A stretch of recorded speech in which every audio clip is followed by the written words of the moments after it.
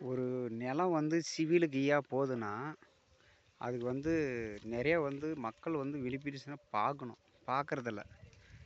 சில வீடியோங்கலாம் போடுவாங்க. சிவிலு இந்த சொத்து சம்மந்தப்பட்டது கோர்ட்‌ல கேஸ் போடு அப்படின்னுவாங்க. கோர்ட்‌லலாம் கேஸே போட தேவையில்ல.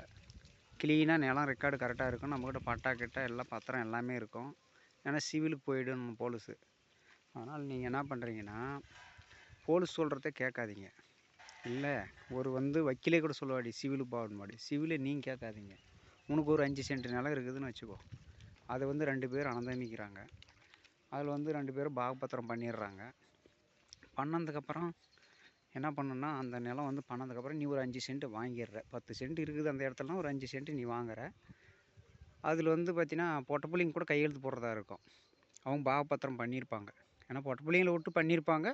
இருந்தாலும் நீங்க அந்த பொட்டப்புள்ளிங்கள விட்டு பண்ண பாகபத்திரத்தில நீங்க ஒரு ஆளுகிட்ட சொத்து வாங்குறீங்கன்னு வச்சுக்கோ. அந்த சொத்த நீங்க வாங்கிடுறீங்க. வாங்குனதுக்கப்புறம் உங்க மேல கரெக்டான டாக்குமெண்ட் ஆயிடுது. பட்டா, சிட்டா எல்லாம் ஏறிடுது. கூட்டா கூட சிட்டா ஏறட்டும். கூட்டா சிட்டா ஏறட்டும். எல்லாமே கூட்டா பண்ணிடுறீங்க. தனியா சப்டிவிஷன் பண்ணலாலும் பரவாயில்ல. பண்ணிட்டு பக்கத்து நிலத்துக்காரன் அப்ப என்ன பண்றான், அண்ணங்காரனோ இல்ல வித்தவன் விட்டுருங்க. விக்காதவன் ஒரு ஆக்கிரிங் பண்றான் உங்ககிட்ட சொத்த.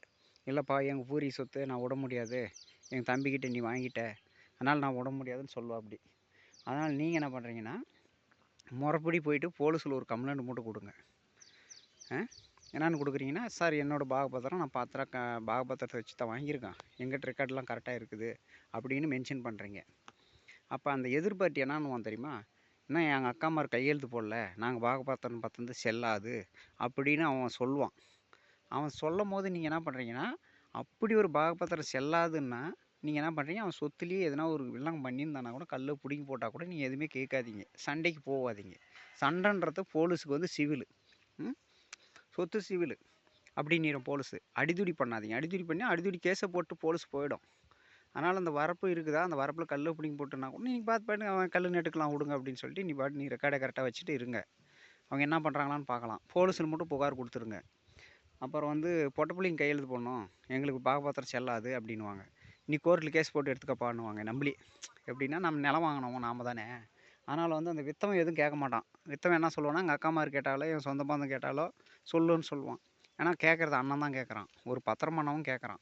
அப்படினால என்ன பண்ணுறீங்கன்னா, நீங்கள் பத்திரம் பண்ணவன் கேட்டானா நீங்கள் பதில் சொல்லாதீங்க. அவனுக்கும் பத்திரம் ஆயிடுச்சு, அவனுக்கும் பத்திரம் ஆயிடுச்சு. 2 பேரும் அண்ணந்தம்பிங்க பொட்டப்புள்ளிங்கள விட்டு பாகபத்திரம் பண்ணிட்டாங்க. இப்போ என்ன பண்ணுறீங்க, பொட்டப்புள்ளிங்க உங்க மேலே கோர்ட்டில் கேஸ் போடணும். எப்படி 4 பொட்டப்புள்ளிங்க இருக்குதுங்கன்னா, அந்த 4 பொட்டப்புள்ளிங்களும் உங்கள் மேலே கோர்ட்டில் கேஸ் போட்டுச்சிங்கன்னா, அப்போ வக்கீல் நோட்டீஸ் உங்களுக்கு ஏதாவது வந்துச்சுன்னா, அந்த முறைப்படி வக்கீல் நோட்டீஸ் வந்துச்சுன்னா, அந்த வக்கீல் நோட்டீஸை தூக்கிட்டு நீங்கள் எங்கே போகணும், அந்த விற்றவான் பாரு அவன்கிட்ட நீங்கள் போகணும். எவன் சொத்து உங்களுக்கு 5 சென்ட் விற்றானோ அவங்ககிட்ட நீங்கள் போகணும். அவங்ககிட்ட போயிட்டு, ஏப்பா உங்கள் அக்காமாரெலாம் இப்போ சொத்துக்கு வராங்க, எதனால் வராங்கன்னு சொல்லிட்டு அந்த வக்கீல் நோட்டை ஜெராக்ஸ் போட்டு எடுத்துக்கிட்டு நேராக அந்த இடத்துக்கு போயிட்டு அவனை கேட்கணும். அவன் விற்றவன் என்ன சொல்லியிருப்பான்னா, எந்த பிரச்சனை வந்தாலும் நான் அந்த பத்திரத்து மூலிமா நான் என்னோட டாக்குமெண்ட் தான் விற்றுருக்குறோம். யார் வந்தாலும் நான் என் சொந்த செலவில் ரெடி பண்ணி கொடுக்குறேன்னு சொல்லியிருப்பான். அதனால் அந்த பத்திரத்தை வச்சு நீங்கள் அவங்ககிட்ட போய் கேட்கணும். யார்கிட்ட? விற்றவங்கிட்ட. நீங்கள் மொத்தமாக வக்கீல் நோட்டீஸ் வந்துருச்சுன்னு சொல்லிவிட்டு மொத்தமாக பொட்டப்புள்ளிங்கின்னிட்டு நீங்கள் ஃபஸ்ட்டு வக்கீல் வைக்கக்கூடாது. ஃபஸ்ட்டு பொட்டப்புள்ளிங்கிட்டேருந்து ஒரு நோட்டீஸ் வருதான்னு பாருங்கள். அது வரைக்கும் வெயிட் பண்ணுங்கள். இல்லை அண்ணங்காரன் தான் ஏமாற்றியிருக்கான். பக்கம் ஆக்கிரிங் பண்ணுறது அண்ணன். ஏன்னா பிரச்சனை பண்ணுறது யார்? பொட்டப்புள்ளிங்கன்னுவாங்க. ஆனால் பொட்டப்புள்ளிங்க கிட்ட வராதிங்க. பொட்டப்புள்ளிங்க என்ன கேட்குங்கன்னா, அதுங்க நோட்டீஸ் விட்டுச்சிங்கன்னா நம்ம போய் கேட்கலாம். அண்ணங்காரன் நோட்டீஸ் விட்றான். அண்ணங்காரன் என்ன பண்ணுறான்னா, நம்மளுக்கு நோட்டீஸ் அண்ணங்காரன் விடமாட்டான். ஏன்னா அவங்க 2 பேரும் பாகபத்திரம் பண்ணிட்டு இருக்கிறாங்க. அதனால் அண்ணனும் நோட்டீஸ் அனுப்புறதுக்கு வாய்ப்பு இல்லை. அண்ணனும் போலீஸில் கம்ப்ளைண்ட் கொடுக்குறதுக்கு வாய்ப்பு இல்லை. அப்போ என்ன பண்ணுறாங்கன்னா, 2 பேரில் பொட்டப்புள்ளிகளோ, அண்ணனோ, சொந்த பந்தம் யாராவது ஒரு பெட்டிஷன் போட்டாங்கன்னா நீங்கள் பாருங்கள். யாருமே கேஸ் கொடுக்கலன்னா நீங்கள் உள்ளே போகாதீங்க. நீங்கள் ஒரு தடவையாக பெட்டிஷன் மட்டும் கொடுத்துட்டு வரீங்க. போலீஸ் அவேவி பண்ணும் உங்களே. என்னான்னு சொல்லணும்னா, போலீஸ் "பா சிவிலுப்பா, நீ கோர்ட்டுக்கு போயிருப்பா, உன்கிட்ட பத்திரம் இருக்குதுப்பா, நீ பத்திரத்தை வச்சு எல்லாம் க்ளீன் பண்ணிக்கலாம்ப்பா. கோர்ட்டில் போயின்னா 3 மாதத்துக்கு ஜெயிச்சு வந்துருவப்பா, 4 மாதத்துக்கு ஜெயிச்சு வந்துருவான்னுவாங்க. ஆனால் போலீஸ் பேசியே நீங்கள் கேட்காதீங்க. போலீஸ் சிவிலு சொல்லும். நீ என்ன சொல்லணும்னா, ஒருத்தன் கல்லை பிடுங்கி போட்டு உள்ளே உட்காந்துருவான். பக்கத்து வீட்டுக்காரனேன்னு வச்சுக்கோ, அவன் நிலம் கொடுத்தவனா அண்ணன் உட்காந்துடுறான். நீங்கள் என்ன பண்ணுறீங்க, அந்த இடத்துக்கு சிவில் சொல்கிறாங்கன்னு சொல்லிட்டு நீங்கள் போகாதீங்க.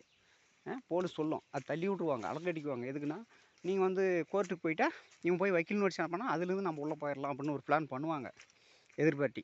அதனால் நீங்கள் அந்த இடத்துக்கு போகவே போகக்கூடாது. பிரச்சனைன்றது ஒன்று வேறு. அவங்க வக்கீல் நோட்டீஸ் அனுப்புனா தான் நீங்கள் போகணுமே தவிர, நிலம் வாங்கினவன் எந்த காரணத்தை கொண்டும் வக்கீல் நோட்டீஸ் அனுப்பாதீங்க. அதில் என்ன நடக்குதுன்னு சிவிலை கண்டுபிடிக்கலாம்.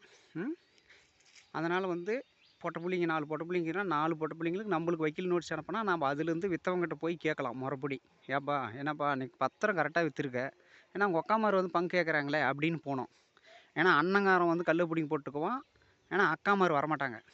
இப்போ என்ன பண்ணுறாங்க, அண்ணங்காரன் கூட சொல்லுவான். போலீஸில் போயிட்டு நம்ம ஒரு புகார் கொடுத்த உடனே போலீஸ் கூப்பிட்டு, சார் அவங்க பூர்வீக சொத்தான்ப்பா, அவன்லாம் விடமாட்டானாப்பா அப்படின்னு வாயில் சொல்லுவான். வாயில் சொல்லக்கூடாது சார், கோர்ட்டில் கேஸ் போட சொல்ல அவனை வக்கீல் நோட்டீஸ் அனுப்ப சொல்லிவிட்டு அதுக்கப்புறம் தான் நாங்கள் வக்கீலை பற்றி பேசிப்போம் அப்படின்னுவோங்க. அவங்க போலீஸ் என்ன சொல்லுவாங்கன்னா நம்மக்கிட்ட திருப்பி, அப்பாப்பா நீங்கள் போய் வக்கீல் நோட்டீஸ் அனுப்பிச்சிருங்கப்பா, சுத்தமாக அவங்க உங்ககிட்ட ரெக்கார்டு இருக்குது, பத்திரம் இருக்குது, அவங்ககிட்ட ஒன்றும் இல்லை, அப்படியே நாளைக்கே வந்துடும் சொத்து அப்படின்வாங்க போலீஸ். போலீஸ் அப்படி சொல்லிச்சுன்னு வச்சுக்கோ, நீங்கள் அதெல்லாம் நம்பாதீங்க. அவங்ககிட்டேருந்து ஒரு வக்கீல் நோட்டீஸ் வர வரைக்கும் நீங்கள் வெயிட் பண்ணுங்கள். சொத்து அவன் என்னன்னா பண்ணின்னு போகிறான், ஓட்டின்னு போகிறான், சோதனை எடுத்துன்னு போகிறான், எதானாலையும் மட்டும். சோதனைன்றது பார்த்தீங்கன்னா ஒரு சுத்த சாதாரணமான கட்ட பஞ்சாயத்து. அதனால் வந்து அது எதுவும் பண்ண முடியாது. இந்த நிலப்பிரச்சனை எங்கே நடக்குதுன்னா தருமபுரி மாவட்டம் இண்டூர் பகுதி ஒகேனக்கல் ரோட்டு பக்கத்தில் தான் இருக்குது இந்த மாதிரி பிரச்சனை. விற்றவன் பார்த்தீங்கன்னா போலீஸுக்காரன், வாங்கினவன் தான் சாதாரணமான ஒரு குடும்பம், படிக்காதவன் தான். ஆனால் என் நிலத்தில் தான் அந்த பிரச்சனை வந்திருக்கு. இது வந்து போலீஸ் என்ன சொல்லுதுன்னா போயிடுப்பா சிவிலுக்குன்னுது. இன்ன வரைக்கும் நான் சிவிலுக்கு போகல.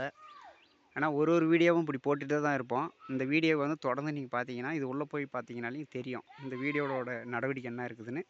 டெய்லியும் ஒரு வீடியோ போடுவேன். ஆனால் சிவிலை வந்து உள்ளே கண்டுபிடிக்கிறதுக்காக அந்த வீடியோ போயிட்டு இருக்கு. சிவில் சொத்தில் வர்றதுக்கு வாய்ப்பே கிடையாது. ஆனால் போலீஸு ஒரு அரசியல்வாதி, அப்புறம் பார்த்தீங்கன்னா ஒரு கவர்மெண்ட்டில் யாராக இருக்கிறாங்க, இப்போ மின்சிப்பு, அப்புறம் சர்வேரு, அப்புறம் பார்த்தீங்கன்னா இபி, அப்புறம் பார்த்தீங்கன்னா எஃப்சி ஆஃபீஸ்லேருந்து, இன்னும் கலெக்டர்கிட்ட மட்டும் போகாதீங்க. ஃபைனல் எல்லாம் பார்த்துட்டு தான் போனோம்.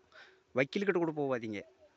நம்மக்கிட்ட வந்து போலீஸில் வந்து ஒரு கம்ப்ளைண்ட் பண்ணிவிட்டு நம்ம நடவடிக்கை எடுக்கலைன்னா நீங்கள் வக்கீலுக்கெல்லாம் வைக்காதீங்க. எந்த சொத்து பொட்டப்புள்ளிங்களுக்கு பங்கு கொடுக்கணுன்னா கூட பொட்டப்புள்ளிங்க வந்து நம்மளுக்கு வக்கீல் நோட்டீஸ் அனுப்புனா நம்ம போகலாம் அந்த பிரச்சனைக்கு.